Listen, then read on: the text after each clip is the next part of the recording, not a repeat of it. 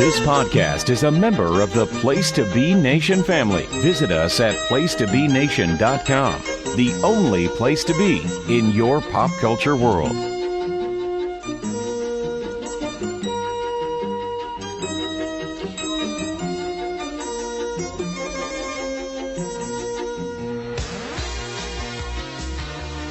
Class is in session, Place to Be Nation.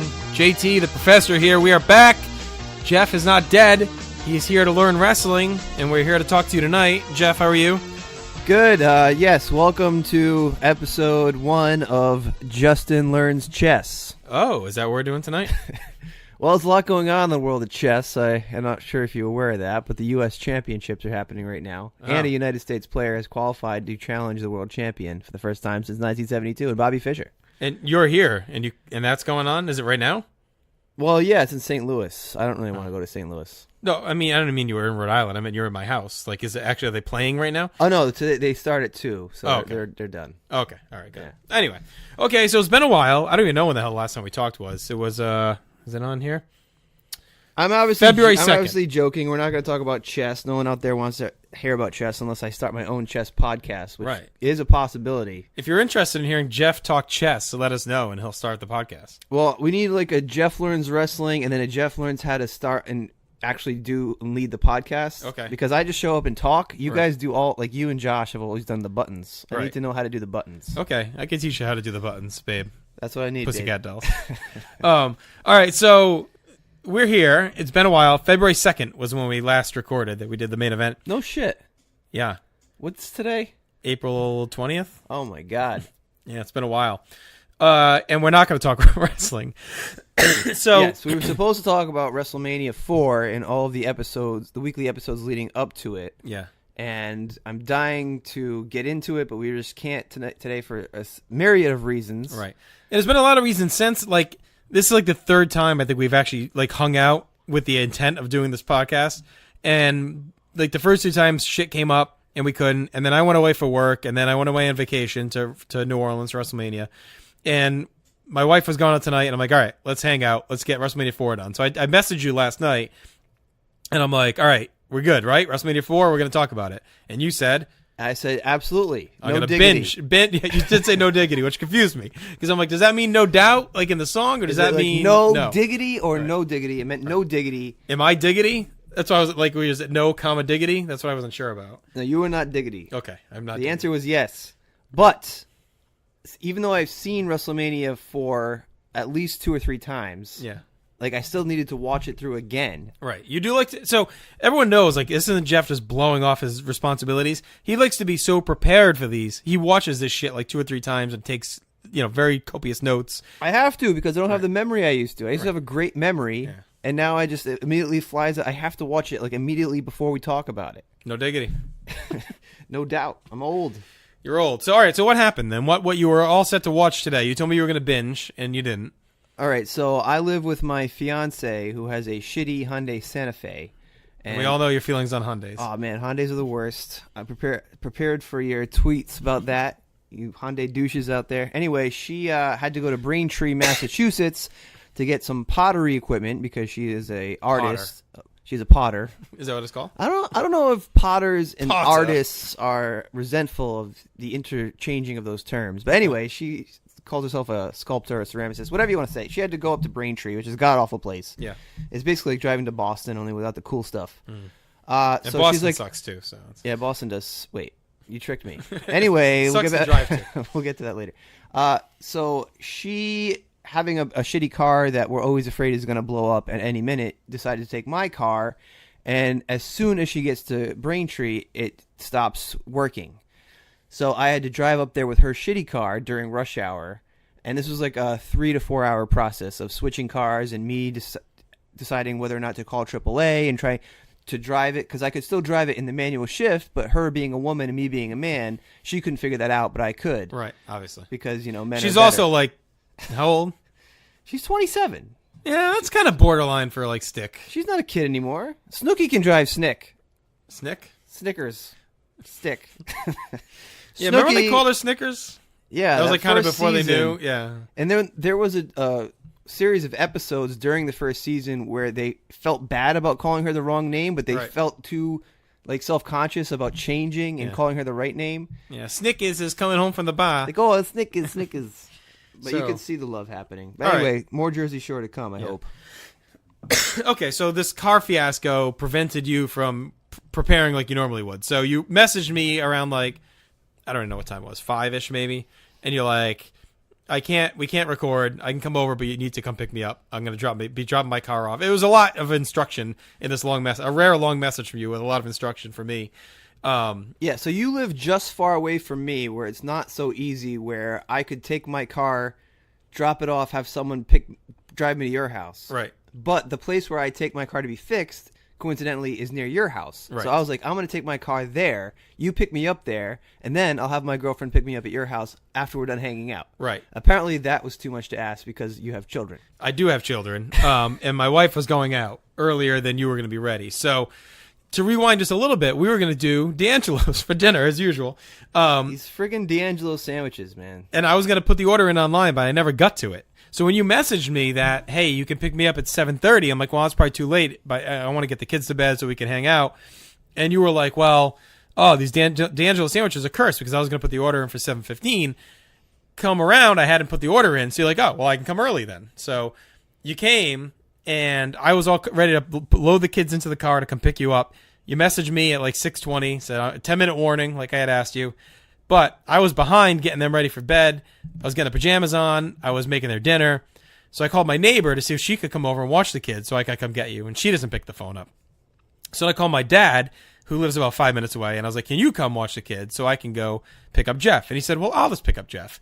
So I texted Jeff and said, my dad is picking you up to bring you to my house. So unbeknownst to me, I'm sitting there waiting at the auto place. And I'm waiting for Justin's dad to come get me. Like we're 15 years old. We are 15 again. We're basically 15. We're going to watch wrestling, eat, take out, and my dad had to drop you off, and your girlfriend's picking you up. Basically, nothing has changed except for the fact that I have a glass of 12-year-old scotch sitting next to me. Yeah, more than, well, it's 12-year-old. It was 12 years old. It was in barreled for 12 years, and it came out in 1980-something, so it's at least, 40 years old? Yes. Does it taste 40? Years. Oh, yeah. It tastes like a MILF? It's aging in the glass bottle, which Okay. is probably bad. I don't know if you guys drink whiskey. Send us your whiskey comments. Yeah. Jeff learns whiskey. Jeff knows whiskey. That's true. All right, so we're not talking much wrestling here tonight, unfortunately, for you fans that wanted to hear it. But we didn't want to not do an episode because it has been over 2 months, and we feel like we had to do something. We wanted to do an episode that says, you know what, Jeff learns wrestling fans, someday we are going to talk about WrestleMania 4. We care about WrestleMania 4.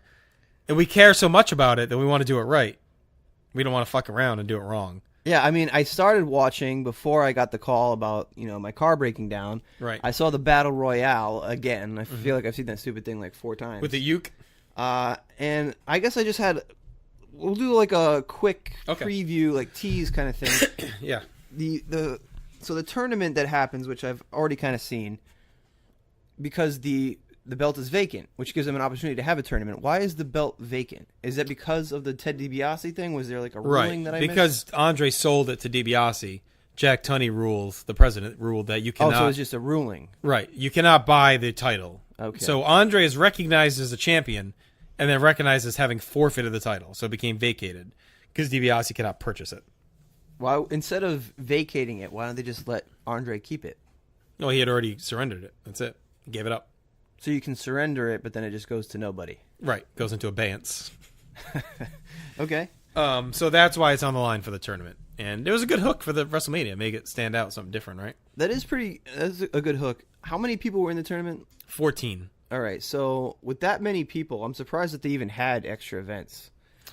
Yeah. They had like the Royal Rumble. They had the tag team match that was going to come up. They have the Intercontinental title, and there's a couple other ones, too. That's so many matches. That's one of the beefs with WrestleMania 4 from fans today, looking back, saying, wow, that is which is ironic, because today's WrestleManias go like 7 hours when you factor in the preview show and all that stuff. But back then, it's a pretty bloated show for like 1988. It's a long one, which has made me laugh that you've watched it now like 6 times. It's like one of the longest shows of that era. Well, it's only 3.5 hours, but I just feel like they probably just didn't like put enough effort into each match.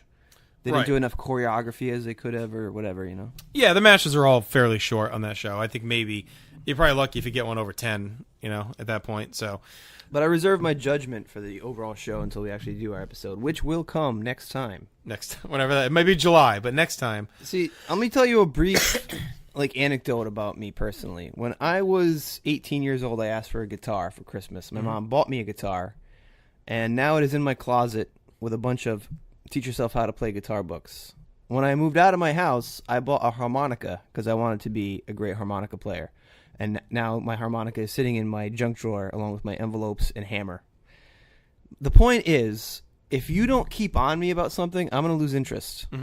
Okay? So all these months that you were off gallivanting, watching Jennifer Lopez concerts in Las Vegas and New Orleans, all these places I would love to go, I'm never going to go. We're going to go to Vegas. I'm sitting at home, and I'm not watching wrestling. You understand? I know. We can't do one episode every 3 months. We should do 1 to 2 Jeff Learns Wrestling episodes a week. A week? You got to find time. I don't want to hear this. You pay for my divorce lawyer? I don't want to hear this, I have kids. I can't even pick you up 2 miles from my own house. I got to call my dad to give you a ride. I wish. I want to watch wrestling, and I want a podcast about it. God dang it. I wish I didn't have kids so I could just record wrestling podcasts with you. I do. Well, now the truth comes out, and I'm going to sound clip that and text it to Megan. She probably would agree. Well, she would think she would not be surprised. She's like, I've been saying that for years. Yeah. All right. So we do have a Mega Powers related story though, that while we're here, we may as well talk about. Yeah, the story naturally came up because on the one hand, we're talking about the Mega Powers era, and also your dad having driven me to your house. It just took us back to. Oh wait, I'm confusing the stories. We could tell both. Which one should we tell first? I'd say we tell the Mega Powers because it's heavier, and then we end with the lighthearted one. Oh, okay, all right. So, we're sitting here, and we're also, by the way, it's just around like the 7-year anniversary of the story. It was April. It was April 2011, I think. Really? Yeah, I'm pretty sure. Oh my God! Because it was before my daughter was born. It was 2011 because that's it was around the same time that my grandfather died. I can't remember if it was before or after this day. Well, the Bruins were in the Bruins were in the playoffs, right? Because didn't we watch it at your house and then we went to the tournament? Was that? Or was that on my mixing things? That's before we went to Foxwoods. Yeah, that was before the Foxwoods. Right. Because we just met at this party. Anyway. Oh, it might have been 2010 even. So Justin and I are in our mid to late 30s. What would you call 37? Is that mid? Mid. It's probably late. Whatever. And there was a time when children and things of this nature were not the most common thoughts on our mind. Right. There was a time that the number one thought was beer pong. I'm saying this is 2010, by the way. I'm going back even. No, it was 11 because Scott and I had started the podcast. We talked about it on the podcast. So those old school PTB fans have probably heard a part of this story before. Oh my God. If you've talked about it on the podcast, I need to hear those episodes. We did. Because there is still some unsolved mysteries. I could probably fill those in for you. I mean, it's been gradually pieced together in my brain, but okay. Anyway, so when I was so we were just turning 30, and a friend of mine who was in his late 20s, so he hadn't quite hit the 30 barrier of like trying to be more adult. He threw beer pong parties to the point where he like each party had a name. There was a series of parties, 1 through 9, and they planned them out, and each one had a theme. So you signed up with a partner, and it was a 16-team tournament, and it was dubbed the best party ever.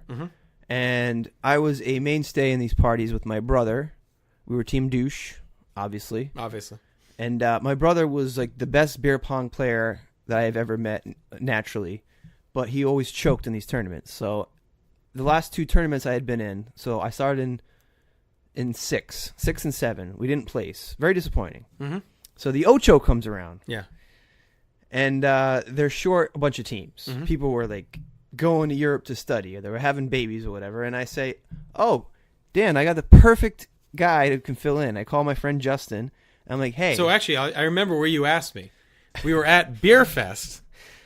Oh my God. It is one of my last, that's another story for another time. That's one of my last memories of that night before the lights went out, is you invited me, and I remember texting Scott while we were walking around Beer Fest saying, hey, do you want to come down and be in this beer pong tournament that Jeff is telling me about? I remember that is like one of my last, that and eating sunflower seeds with Mercurio. Oh, man. And then it all went dark from there. That just totally defines that period of time for me. Beer Fest and beer pong. Everything. All the stuff. So I say, hey, do you want to play beer pong in this awesome tournament where you like sign up with an official partner and it's run really well?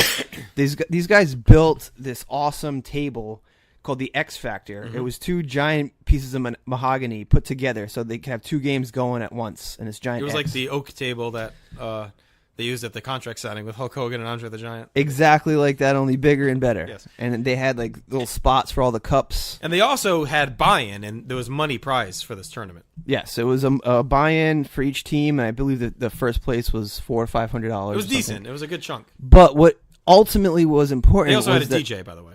They had a DJ. They had turntables, the whole Shot thing. table. I mean, it was crazy. They had a shot station with a girl who was cladly dressed, serving people shots. It was a really, really well-run beer pong experience. So I text the guy who's running it, and I say, my friend wants to play. He says, sure. And Justin says, we're in, and Scott is his partner, and they're the Mega Powers. Now, this is perfect for this show. Well, you should explain, because every team had to have a gimmick and a name. Well, not so. Yeah, right. You a had name, a a costume. kind of thing. Costumes were encouraged. So we were just like nerds coming as the Mega Powers. I mean, we were encouraged to come up with a team name. So Scott wore his Hulk Hogan shirt. I had my Macho Man shirt. We wore the bandanas, and we dressed up for the part. Yeah, like some people took it more seriously than others. There was one year that my friends Gina and Adam were Mama and Papa Bear, and they actually wore bear costumes. But most people would just write their team name on a T-shirt. Right. So the first year, me and my brother were the Scoutmasters because we were Eagle Scouts and we wore our Scout uniforms. And then we're like, you know what? We don't really want to do that anymore. So we're Team Douche and we wrote Douche on a T-shirt, and that was our thing. So you guys showed up as the Mega Powers with your Hulk Hogan and your Randy Savage T-shirt. But at the time, like, I don't know anything about wrestling. I don't watch wrestling. I don't even know that the Mega Powers was Hulk Hogan and Randy Savage. Right. So I thought you guys were coming as like characters from that show Eastbound and Down. Oh, okay. Kenny Powers? Kenny Powers. You mixed up Mega Powers with Kenny Powers? I mixed up Mega Powers with Kenny Powers. So I was like, oh, it's a wrestling thing. That's cool. No big deal. My brother, for whatever reason, could not participate in this particular tournament. So I paired up with my ex-girlfriend's younger sister, Caitlin. And Caitlin, during this tournament, just went out of her mind. Shot. Well, that comes later, but I just meant in terms of not missing. Oh, yeah. Okay, so here's the thing. My brother, when I was playing with him, he was like the primary. I was just there. He was like the main guy. So I would shoot first, he would shoot second, and whatever. He crumbled under the pressure. So with Caitlin, I was like, you know what? I'm going to shoot second. And then I got into this beer pong groove, because if you shoot second and your partner hits it, whatever, you hit a ball. Right. If you shoot second and they miss, it's like, well, they missed too. Right. So shooting second is like the least pressure. And Caitlin, so she went first, and she did not miss, and I did not miss. We just destroyed the competition. It was incredible. And now, while that's going on, I went in with no expectations of this thing. 'Cause I'm like above average. I'm not great. Scott is pretty good. Like I'd probably rank him a little bit above me when it comes to beer pong. And like the first game was real tight. I remember like we barely edged it out. And then we got into the zone where we beat, was it Sharky? We beat like a really good team that we should not have no clue beating because I went unconscious, which I never do. I hit like 6 or 7. I mean, that's like a rarity for me. You beat the defending champions, and you beat Sharky and Crystal back to back. Right. It was like a crazy run we went on. It was like, what's happening? Right. All of a sudden, Justin and Scott, because disclaimer, Scott is great at beer pong. And he's old. And he's got a lot of experience. But it's off-putting when you see this old man come in in his Hulk Hogan shirt, and all of a sudden he's lighting it up. You know, there were so many years spent in your old house in the basement playing beer pong during whatever party, the day after Thanksgiving. I was like, everything's going to go smoothly. Like Justin and Scott, they love beer pong. They love partying. Everything's great. So what should happen, but for some reason, somehow, which I was not privy to, you guys were offending everyone at the party. Which I don't recall offending anybody until the end. Well, I was getting complaints about you guys for most of it. In the meantime, you and Scott decided that, hey, Caitlin and Jeff are unbeatable. There's one way to get out of this. We're going to get Caitlin shit-faced wasted. So you would take her. Now, hang on. No. Hang on. This is a fact. This girl did not need any assistance getting shit face wasted. You were getting her shots from the shot station, which was hey, we're gonna give $1 or $2 to the shot girl if you get a shot. Yeah, come over, have a shot. We're just being She friendly. wouldn't have gone over there. You were offering it to her, so you took advantage. She didn't need of help getting drunk, and you didn't need help getting drunk because you were out of your fucking mind. No, at some point I had to drink both cups because she couldn't even drink a beer. I don't get what the complaints were about during the thing though. I don't think we were too brash. I don't know what the problem. I think You they were were just mad brash. we were winning. I think It was a beer pong tournament for money in a basement. Of course they're going to be brash. That's the point. yes, but you're taunting. It's a very friendly tournament, and you were taunting in a way that's like, all right, if they knew who you were, it would make more sense. Well, then. Look, I can't judge that because I didn't see it. So I don't know what exactly you said or I mean, I'm not really a brash guy when it comes But that's to not even it wasn't even a big deal except for the fact that we got to the finals together. Yeah. So we're in the championship round, which I never expected to be in, by the way. The championship round of the penultimate tournament for these guys. We're going to have one last tournament after this. So it was the second to last chance to get your name on the trophy, which we haven't even mentioned the trophy. Yeah. They bought a trophy and they had the winners' names engraved on it. Is It my was name like on the Stanley there? Cup. Or do they not do it? You don't know how the story ends? Oh, this is a satisfying moment then. I thought we already talked about We this. probably did 7 years ago, but All right, so we get to the championship game, and me and I think I hit 9 cups in a row. yeah. Even though I was You were gone. I could not stand up. You were gone. And she Caitlin was was taking a shot and missing by 4 feet. Right. And I was okay with losing at that point. I'm like, it's Jeff. It's fine. We're here. I wasn't even so into winning. But, so we get down to the end. It's 4 cups to 1. I hit 9 cups in a row. I couldn't hit the last cup. Right. So Justin and Scott have 4 cups left, and at some point Justin flings the ball towards our cups, and I think he's trying to bounce it. So I go to stop the bounce, and I knock 3 of the cups over. Right. So then Justin and Scott start calling for a ruling, saying that I hit the cups, and I'm saying that it was an illegal shot on whatever. But I can't form words. So the head of the arbiter of the party comes down. He's trying to make a ruling, and he's like, all right, fine, the cups count. And then instead of just trying to take my last shot, I just went crazy with rage and tried to kill you. Yeah. So actually, you knocked down all the cups. There was none left on your side. So you were going to shoot to try and send it to overtime. Because then the game ended when you attacked. Oh, I me. knocked down all 4 cups. You knocked down everything. Oh, Because okay. we never went back and hit the last cup. So that was kind of all right, this is how you're going to win. But in that moment, honestly, and I'm telling you this honestly, I just wanted the game to end. I was rooting for you to hit that last cup because you were so fucking wasted. Yeah, but I she wasn't was wasted. I wasn't gonna shoot to send it to overtime because we deserved to win, Right. or at least if you were gonna beat me, you have to sink those last cups. Right. You can't go into overtime by getting on a penalty. Is what I'm trying to say. Well, that's but what happened. That's what happened, but that's not what should have happened, and I couldn't verbalize it. Right. So you attacked me. So I attacked you, and basically the game ended. Right.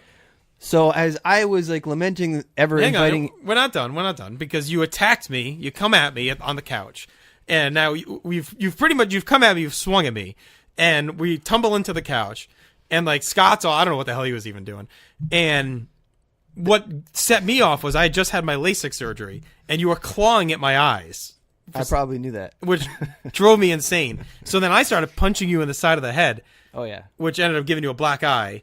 There's a great picture on Facebook that Yeah. you should use as the heading to this episode because it's me with my shirt off with my hat backwards Yelling and at me. crazy eyes about to try to punch you. Yeah. And Scott is just standing there shaking his head in the background. It's probably the best. It's probably Now- the best picture of all time. You know, for him it was nothing new because we fought at every party for 5 years. Our parties usually end with you and me kind of half real, half fake, brawling. There is something weird about when back in the day when we used to get wasted, we would always try to fight. Yeah, there was this weird. It was almost like I wanted to see if I could beat you up because you're so much bigger than me, Right. and you enjoyed me coming at you. Right, And you never could beat me up.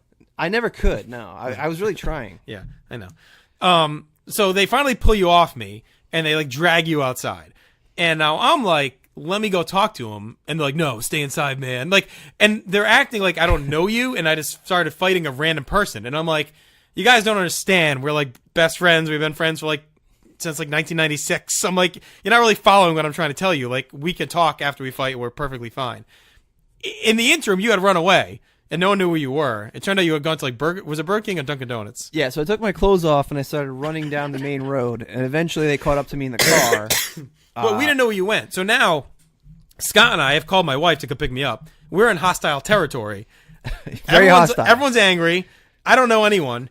All I know is we're owed a bunch of money for winning the tournament. But you weren't, because the game had not ended. It ended. You knocked the last cups over, and then you forfeited the last throw. I didn't forfeit. There was an incident. Ball. There was an incident. First of all, you tried to deceive me on purpose, so your throw didn't count.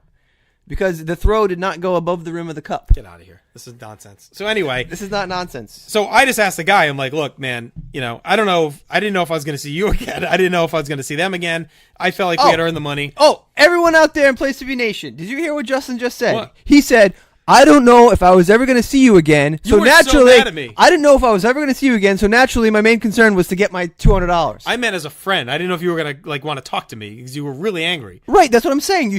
We could have talked about it the next day. I didn't. If I was in the financial situation I'm in today, I would have said I'm okay not taking the money. That was a lot of money at that point. Oh, come on. It's not like we were 15. It wasn't Yeah. a lot of money. It's not about the money. It's about the title. It's At always been that about the moment, title. look, you're the one who ran down the street naked. You have no position to judge what people's mentalities were. I was pretty loaded myself. So You tried to trick me into knocking the cups over, and you I succeeded. wanted you to win. I just wanted the game to end because I was like nervous for you because you were so drunk. I was like scared for you at that point. I was obviously just going to pass out on the couch. Yeah, As soon you as I were hit really that cup. drunk. That was like the drunkest I had ever seen you. You were like gone. Like your eyes were just like vanished. All right, so what happens is you talked. I get the money. You got the money, and you left. Right.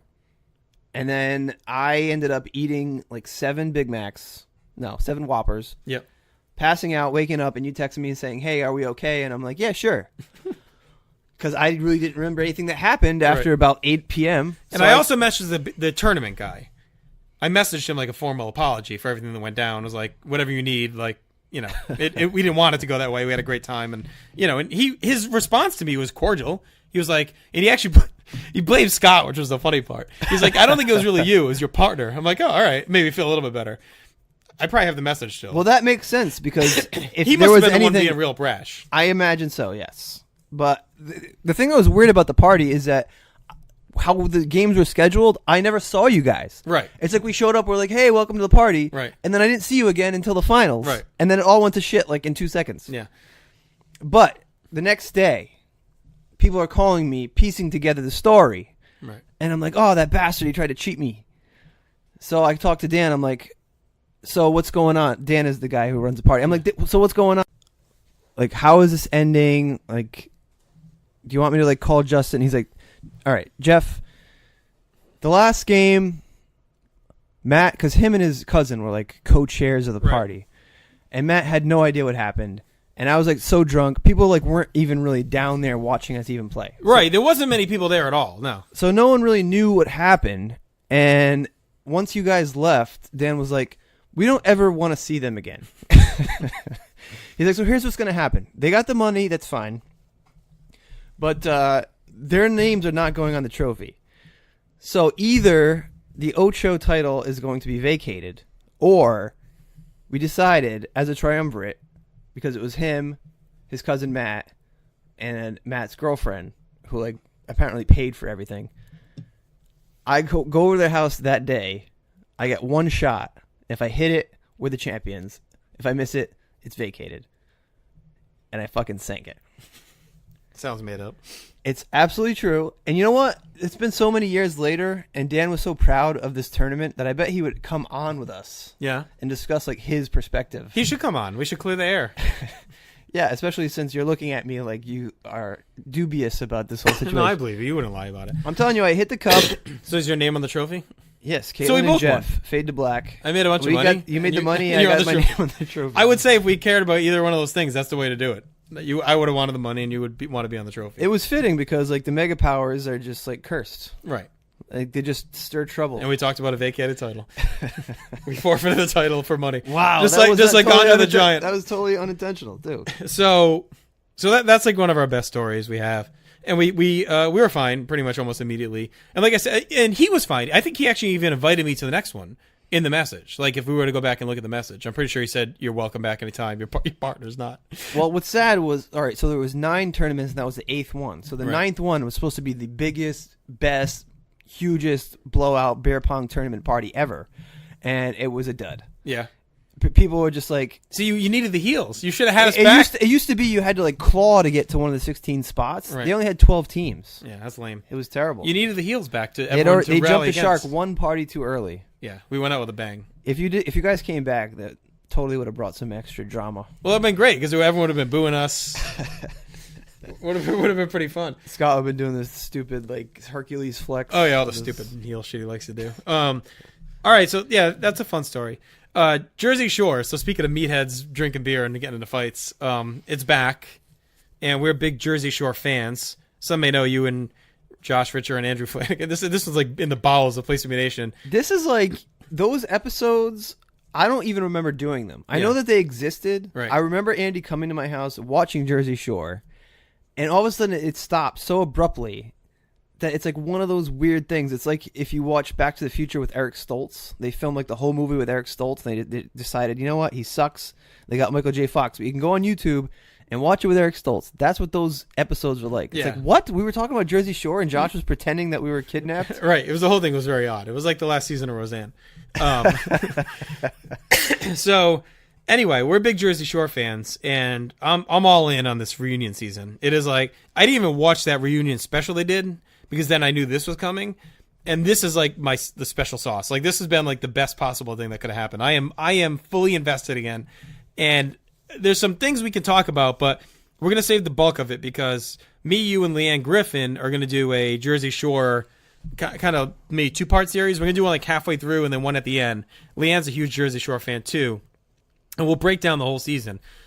My biggest takeaway so far is that Ron is clearly the one that caused the majority of the drama with Ron and Sam, because he is. I mean, she walked away and he is gone. Like he is still head over heels in love, obsessed with her. Like he cannot break this Sammy hold that is the booty short hold that is on him. He cannot crack it. And he's got a kid on the way with some other girl. He's hooking up with the Swedish chick. Like he is a fucking mess, and he cannot shed her. And to me, that if you go back and revisit with that lens, he was probably like 80% of the problem with the two of them. He was 100% of the problem. So you don't think she was any part of the problem? You think she would have been normal with anyone else? Well, no. I mean, there's something about Ron that women like, I guess. I don't know what it is. He has nothing to offer. He's not funny. He's not dumb. smart. Yeah. He's short. Yeah. Like if you see him and Paulie and Vinny, you're not going for Ron. Yeah, so they got together, but yeah, Ron is the one who is the most mental. Yeah. He can start a fight with anybody over anything. As we saw season 1 when he got in the fight in the boardwalk. Yeah. It doesn't matter. Anybody could say anything to him, and he's just right, and they're just wrong. Right. I mean, yeah, Sammy is a wicked, vindictive bitch, but we've all dealt with those. Yeah. As far as the show goes, Ron is like the single, like, he's like the one that doesn't belong. Right. But somehow makes everything go. Like, if I was Paulie, I'd be like out with Ron and going, why am I hanging out with this guy? Right. Oh, yeah. Oh, for sure. But he's also there because this guy is our moneymaker. Because he's the idiot who's going to do something dumb, who's going to say something dumb, and we're going to ride his coattails through all the drama. And Paulie, like he did through the majority of the original series, he just kind of skates along and like feeds off everything that's going on and lands his little one-liners and cleans up the chicks behind everyone. And he's never like the Dalai Lama of Guidos. He is brilliant. I mean, he monetized this whole thing into the best possible career. And he's just living in Vegas, DJing, and just a millionaire off of just like chilling in the background as all these other Guido morons got into big fights every week. Yeah, I love it. I mean, the fact that he came from Johnston, right. It just makes it worse. Like, I was so close to hanging out with him. The same high school as Jim Price. I think they were there at the same time. Oh, man. So, Ron Juice made its return, which was great. And you knew that it was going to get fucked up. So, the only other off-putting part has been Snooki's face, which I cannot stand to look at. It's disturbing. Yeah, I feel bad talking about this as two guys. Because, we like Snooki. Like, I thought she was cute. Like, I had no problem with Snooki. But we get better looking with age. We don't understand what it's like to... She's not that old. Yeah, but when she was on the show, she was 25. Right. Okay, and then she gets married, she gets money, and she's thinking to herself, I'm going in my 30s, I'm kind of chubby, I'm only going to look worse. So she gets some work done on her face. You can't really blame her for that. I don't really understand it. I think she was really cute before. The biggest beneficiary is JWoww. Because hers is almost as bad, but somehow it doesn't look nearly as bad as Snooki, that she looks pretty good when they're together. It makes her look normal when you put them face to face. It's like, ugh. Snooki's a train wreck. I mean, it's ridiculous. So anyway, more of these hot thoughts to come on the Jersey Shore retrospective podcast on the PTBN Pop feed. It's almost sad that we're only doing 2 episodes. Well, we can maybe do more. We're going to pack so much into those 2 episodes. We are going to jam pack them. Leanne's like pumped. I mean, she's messaging me constantly. I haven't talked to her this much since we were in college. Like she is like all in on the Shore. So, and you probably remember her. She's been on with me and Scott a few times. All right. So before we go, it's been a good episode, longer than we thought we were going to go. That story was as far as talking about stuff that we aren't prepared to talk about, I think we got a lot of good juice out of it. We did okay. All right, so one last story, I guess. This one's a lot tamer, but it kind of shows off our volatile friendship from day one. So we played intramural basketball together. We actually played CYO basketball together in like freshman and sophomore year, probably. When was that? St. James stuff, like 9th and 10th grade? Yeah, like 8th, 9th, 10th grade. It wouldn't have been 8th for me because I was still at St. Mary's. I was playing at Cranston. Oh, you didn't join up on St. James until high school? Right, because I started doing CCD. That's crazy. I have no concept of any of this. So I think it was 9th and 10th grade. I think it was my CCD years we played. And then we started playing intramural basketball at our high school. And we were the West Warwick Arsonists that they made us change to the West Warwick Heat because we were not allowed to use the Arsonist moniker. At the time, there was actually a arsonist terrorizing the city of West Warwick, which is why it was funny. Town of West Warwick. Whatever, city, town. Yeah, so, yes, there was an arsonist running wild. It was timely, it was topical, and they did not like it. So we had to be the West Warwick Heat. I actually wrote a paper about that in our creative writing class, how they made us change from the arsonist to the Heat. Those bastards. So they hate gays, and they don't have a sense of humor. Idiots. So there was already like a lot of frustration on this team because Andrew Flanagan, who it was like in intramural basketball, he may as well have been Shaq. Like he was tall, bigger than everyone else, and he was like obsessed with running point.